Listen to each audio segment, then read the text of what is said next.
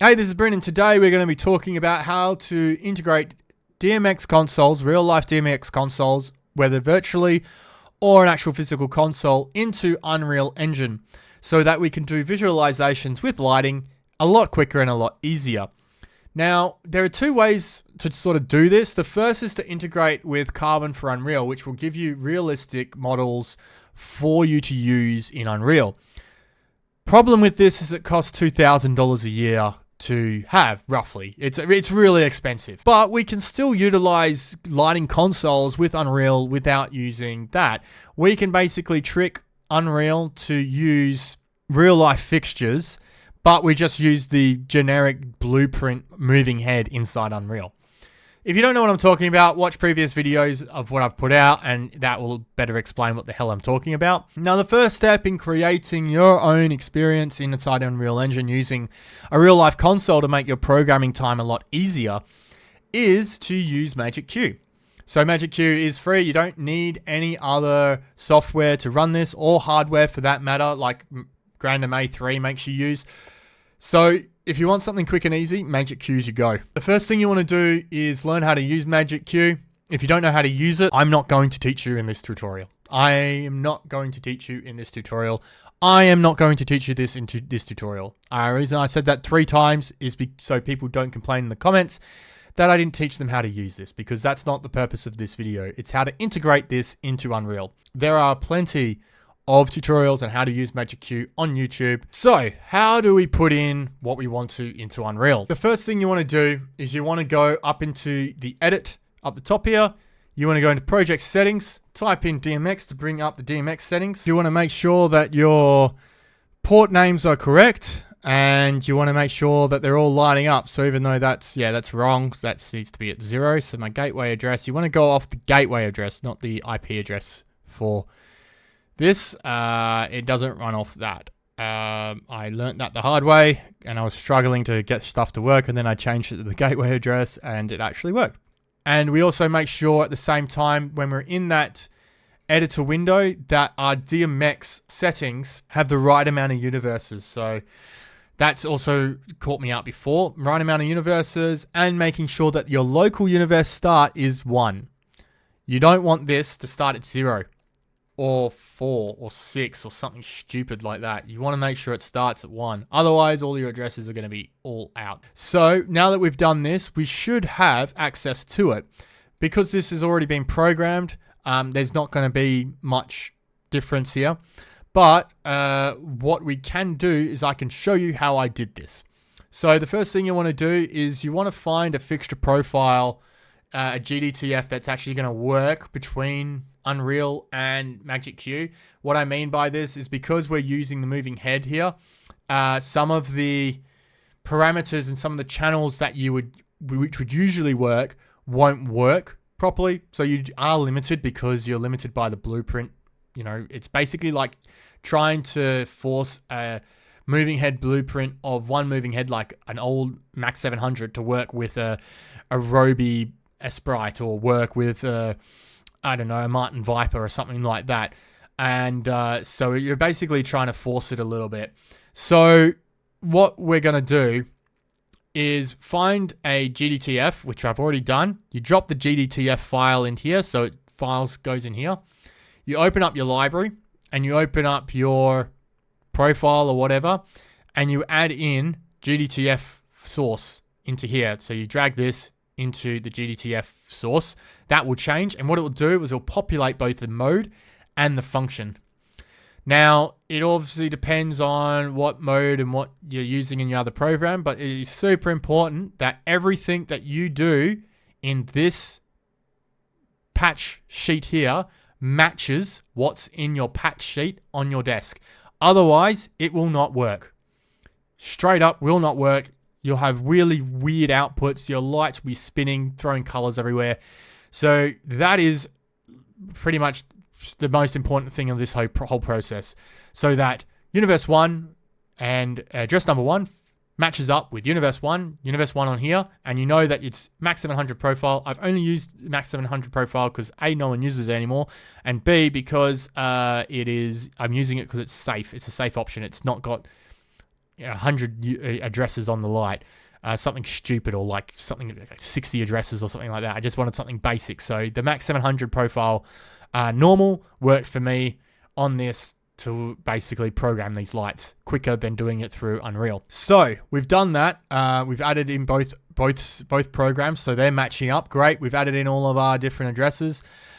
And if you're using lights which are like this up here, where they are the opposites, so you've got one opposite the other, and you want them to face the same way when you are using the desk, don't forget to pan invert and tilt invert if you need to. So you could see that I've already pan and tilt inverted a few fixtures here, just to make sure that when these lights point down and I start to pan and tilt, they all pan and tilt in the same direction. So we've done that. These should be all working. We've patched it. We've patched our lights, which I've shown you how to do in a previous video. We've done that. Next thing we need to do is we need to start turning on and testing in some lights. So for this, we go group. Now, for saving time, I've already addressed and sorted this all out. Go at full enter. Now, a good way to figure out whether you're getting signal from your external desk is to use the DMX channel monitor. You can find that underneath DMX channel monitor up here. What this allows you to do is see which addresses are getting signal, and a very, very helpful tool is the clear DMX buffers. So you clear the DMX buffer, and what that does is that basically refreshes the signal. And yeah, like I've had problems in the past with DMX, with the communication between Unreal and Magic Q, and clearing the DMX buffer has actually solved it. So that's really helpful if you're having DMX issues, is to clear the buffer first and see if that makes a difference. So look, we've got it working. You know, they are working off that GDTF file that I've got running, and it also means that in here, inside Magic Q, I can control pretty much anything in Unreal. So if we go to position here, change it to the stage position. So we've got all the lights hitting the stage, got them all hitting the sky. I'm still doing more programming for this particular show, so there's still a little bit more to do. I'm trying to keep this as simple as possible because obviously all these lights are designed to be sitting on the truss and supposed to be on the side. There's not a whole lot of static positions I want them in at this stage. I would probably put in, if I was programming this for real, then I'd have a Grand MA, and I would also be programming this a lot more in depth. But for just as a visualization, as a proof of concept, this is going to look amazing to the clients because they're used to, a lot of the time, static looks. So we can change this with some of the effects that I've already decided to do, to add a little bit of movement. Or maybe I want to add a little bit of a pan, you know. And you might think, oh, well, this doesn't look particularly that impressive. Well, we can also, because I've got the zoom working on this, zoom. So we've turned on the zoom wide, and now we can turn on the zoom narrow. There we go. That's when things start to look really good. And what we can do also, as if we're at this sort of stage and we're doing this amount of lighting, is turn down the lighting that we actually have in our scene so we can properly see what we're doing. Now this one's a little bit more advanced because we're using a HDRI backdrop, which is a little bit different. So we get rid of that, and then we can control the lighting a little bit more specifically. So that's with it completely turned off. You might be wondering why the beams are so short. Why can't I see all the way back to front of house? Well, I can change the lights to reach all the way back of house, but unfortunately, Unreal really will struggle at that point. Unreal Engine does have its limits. It doesn't really matter how good your computer is. Like, I do have quite a good computer, but it does struggle to process all of that lighting and all of that if you start to mess around with its parameters. So as an example, what I'll do is I'll actually clear this out, and I will select all of the roof. So let's go with the roof, and we are also going to give it some movement as well, just so we've got it moving around. Give it a position, so all out. Then we're going to go with a effect, just a simple circle. So we're going to go with a circle, and what we're going to do from here is we're going to increase how far these are going to go. And we can see here how they are not all the way out, like they're not reaching that far. So if we increase our max light distance by, say, 6,000, it will hit everywhere, mostly everywhere. In fact, we're not hitting back a house yet, so let's give them a little bit more. We'll give them to 10,000. You can already kind of see how it's starting to struggle a little bit. If I click out of that, so you get rid of the thing, you can already see how the beams are sort of starting to struggle to really move, really all in sync and all also without stuttering. So as you can see, it's starting to highlight pretty much everything in the audience there. Problem is if we do this for all of our lights, then it's really just going to throw the computer out. It's going to really struggle.